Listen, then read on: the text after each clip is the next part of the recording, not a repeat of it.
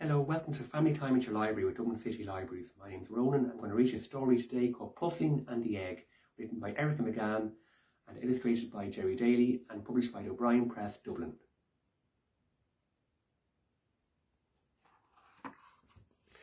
The sun was shining over Skellig Michael and it was a very windy day.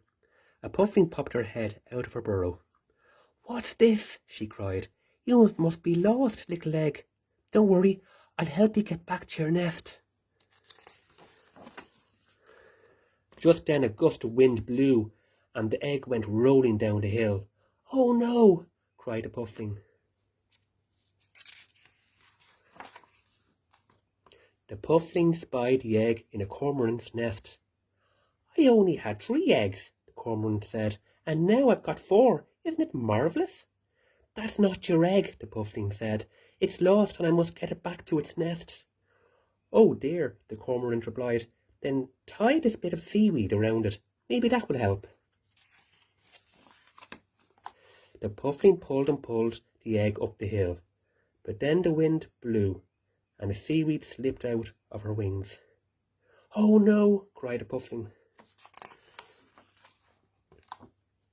She spotted the egg in a rabbit's burrow. "My baby bunnies just love their new toy," the rabbit told her. "That's not a toy," said the puffling. "It's an egg and I must get it back to its nest." "Oh my goodness," said the rabbit. "Then maybe this bit of fluff will help keep it warm in the meantime." The puffling pulled and pulled the egg along the path. Then another gust of wind blew and the egg went tumbling down. "Oh no!" cried the puffling. She found the egg outside a storm petrel's home.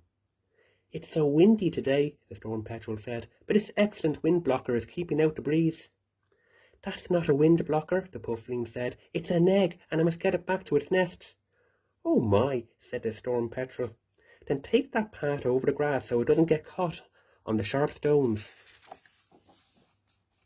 The puffling pulled and pulled the egg over the grass. Suddenly the wind blew and the egg went rolling into the sea. "Oh no!" cried the puffling. Underwater, she saw the egg dangling on a sunfish's fin. "Look at my fin decoration," the sunfish said. "It makes me look ever so fancy."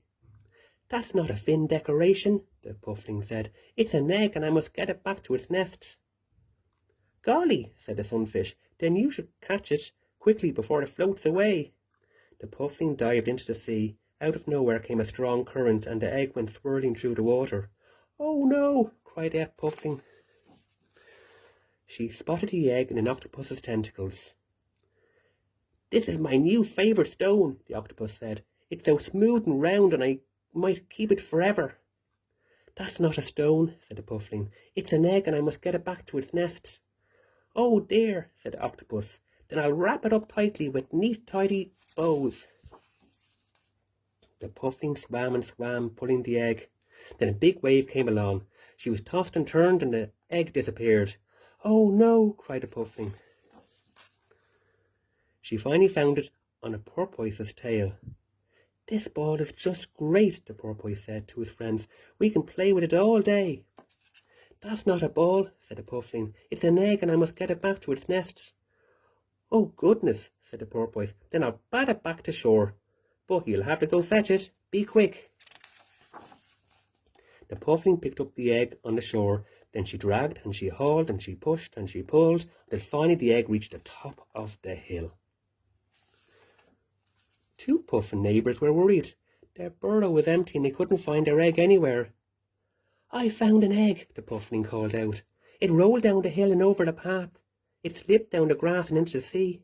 It swirled in the waves and got bounced back to shore, and now it's back here where it's meant to be." "Oh, thank you, puffling," the puffin said. Just then the egg cracked and cracked and cracked, and out popped a little round head with a fluffy black feathers. "Oh, you're a puffling," the puffling said, "just like me." Night was falling on Skellig Michael, and 2 pufflings sat safe and warm in their beds. The big puffling peeked her head out of her burrow. "I hope tomorrow is a very windy day. Then we can have another adventure." The end.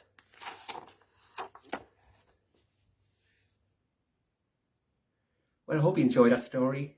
Thank you. Goodbye.